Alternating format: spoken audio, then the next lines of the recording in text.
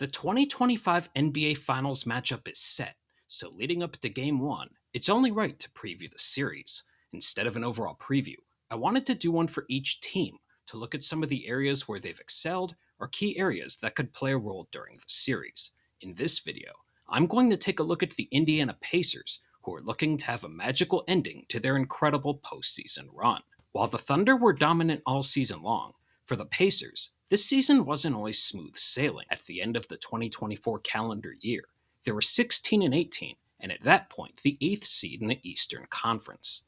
The Pacers from that point went 34 and 14, which was the fourth best record in the league from January 1st on, and entered the playoffs red hot.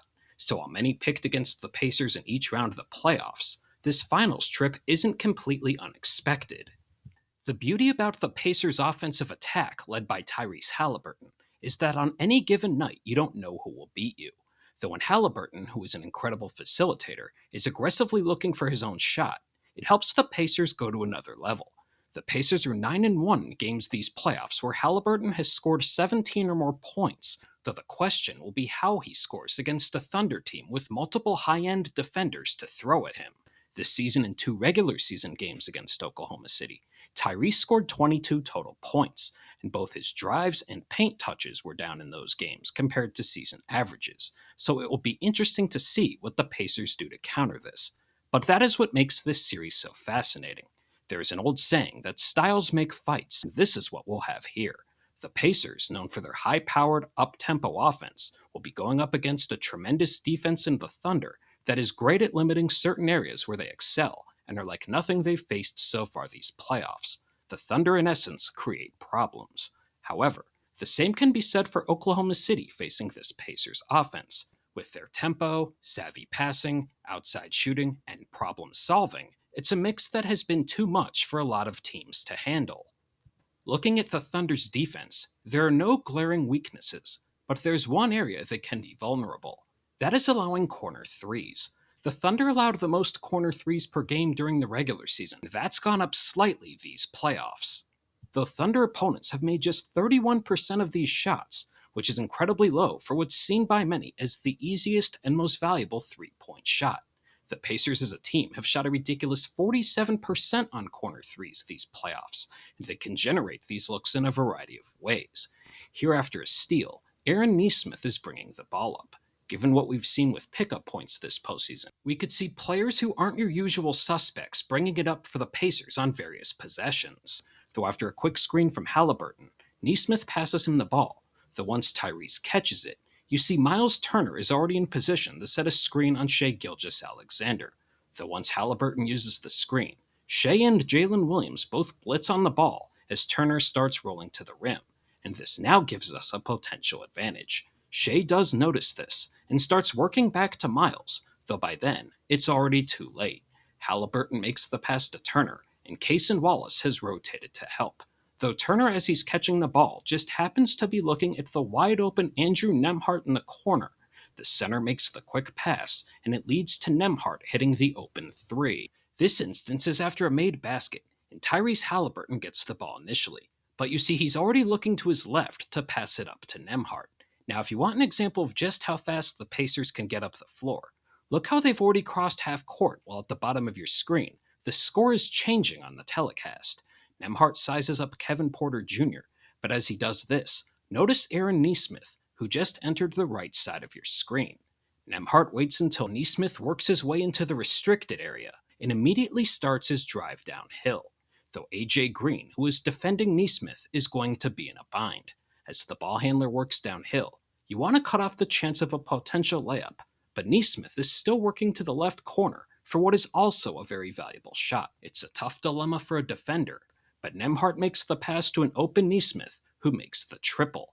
I mentioned it in my Thunder preview, but pickup point has become a popular phrase this postseason that will continue to be utilized in the finals. Essentially, the pickup point is where defense decides to apply pressure on the ball or an opposing player. Opponents will try this against the Pacers to make them take longer to get into their offense, prevent Tyrese Haliburton from initiating a possession with someone else bringing the ball up, or at least forcing him to exert energy. The Thunder have multiple defenders such as Alex Caruso, Cason Wallace, and Lou Dort who they could throw at Haliburton, and are comfortable picking up opponents full court, and the Pacers have struggled on a per-possession basis against the press so far these playoffs. However, they have shown some promising plays to help beat the higher pickup points in the process. Haliburton here is about to cross half court, and OG Anunoby is already there waiting to pick up his defensive assignment, and what was around their average pickup point on him as the series went on. Though you see as Tyrese is about to pass the ball, Aaron Nesmith is already prepared to set a screen on OG. Doing this now can help the Pacers get Jalen Brunson switched on the Haliburton, which is the matchup they want. Though with Tyrese passing it to Miles Turner, this could be a variation of a double drag screen, where there could be two consecutive screens set in this case for more of a possession and semi-transition. As Haliburton uses the screen, notice that Nesmith, who set the initial screen, has now moved to the left corner and is standing next to Andrew Nembhard. Tyrese makes the pass to Turner on the short roll, and as Miles gets downhill, you can see three Knicks defenders rotate towards him, and at the bottom of the screen, Nembhard's moving to open space on the left wing. Miles does a nice job finding him, and this now creates a 2-on-1 advantage for the Pacers. Nembhard finds Nesmith, and this leads to a wide-open look. While Nesmith had a foot on the line and missed the shot, this is a good process that could potentially be incorporated against the Thunder with them being prone to allowing corner threes. After the made basket, Mikal Bridges picks up Haliburton full court, but isn't extremely aggressive doing so. Though around half court, you see Ben Shepherd coming over to set a screen, and Jalen Brunson also comes over to defend the screener. Shepherd quickly rolls, and as the ball's in the air to Miles Turner, you can already see an advantage forming, as both defenders gravitating to Tyrese helped lead to Shepherd having clear space rolling towards the basket. This resembles something you might see the Warriors run, where Shepherd's in the role usually played by Draymond Green. Turner finds Shepherd immediately, but you can already see that Josh Hart is rotating from the left corner to help. Shepherd knows this and instantly swings it to Nembhard, who has a clean look, and while the shot didn't go down, it's another example of a very good process that could generate a corner three. Defensively, the Pacers going up against the Thunder based on what we've seen so far these playoffs is another contrast. While the Thunder have faced a zone defense on 15% of their offensive possessions, the Pacers have hardly resorted to using zone in the postseason. Along the same lines, the three teams that have been pressed at the highest rate these playoffs have all played against the Pacers. The Thunder have faced a press at the lowest rate of any team this postseason. As I mentioned in my Thunder preview, it's also worth noting that Indiana has struggled defending against isolation including passes, and cuts these playoffs. How the team decides to defend Shai Gilgeous-Alexander will also be fascinating. So far these playoffs, the Pacers have been comfortable letting the opposing team's star players get theirs, but limiting the impact of everyone else. Giannis Antetokounmpo averaged 33 points against them in the first round. Donovan Mitchell averaged 34 points a game, with over 40% of the Cavs' possessions ending in him taking a shot or turning it over when he was on the floor. And Jalen Brunson most recently averaged a very efficient 31 points a game, with a usage rate in the mid-30s. The Pacers will likely have Andrew Nembhard or Aaron Nesmith defending Shai, and might send traps or doubles at him, but their best bet might be to pack the paint. The NBA MVP is fantastic at getting in the paint, which can help him create shots for himself and others, and considering he attempts more drives than any player according to the NBA's tracking data, stopping this is a daunting task. Though the Nuggets in their series by comparison limited his drives, and looking at his shot chart, forced him into more mid-range jumpers and long twos. That's usually ideal, and the Thunder offense by their standards looked out of sorts, though the problem is he shot nearly 58% on those shots in the series. While Shai didn't have that same success in the mid-range against the Timberwolves and struggled by his standards at the rim, he did drive more, as in 2 fewer games, he took only 2 less shots at the rim, and the increased paint touches also led to a rise in assists. The other thing, in terms of clogging the paint, is most of the Thunder's primary three-point shooters have struggled this postseason, so leaving them relatively open and daring those players to beat you is a likely strategy we'll see implemented for stretches.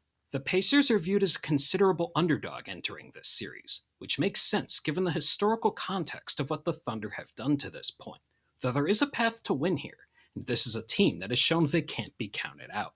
The Pacers have been fantastic at limiting offensive turnovers this postseason, and against their toughest defensive test to date, that needs to continue as the Thunder can excel at turning defense into offense. They'll also need to continue shooting at a high level, which is easier said than done, though the Thunder have shown they can be vulnerable to allowing attempts on corner threes. Another thing that's easier said than done would be limiting Shai's paint touches and ideally force a few key players in the Thunder rotation into subpar shooting performances. From the moment this series tips off, there's going to be a lot of changes and adjustments on the fly, but the Pacers have shown they can excel in that environment, which could make for a very interesting series that features two contrasting teams. If you made it this far, thank you, and if you enjoyed the video, make sure to like and subscribe to stay up to date on my in-depth analysis throughout the 2025 NBA playoffs.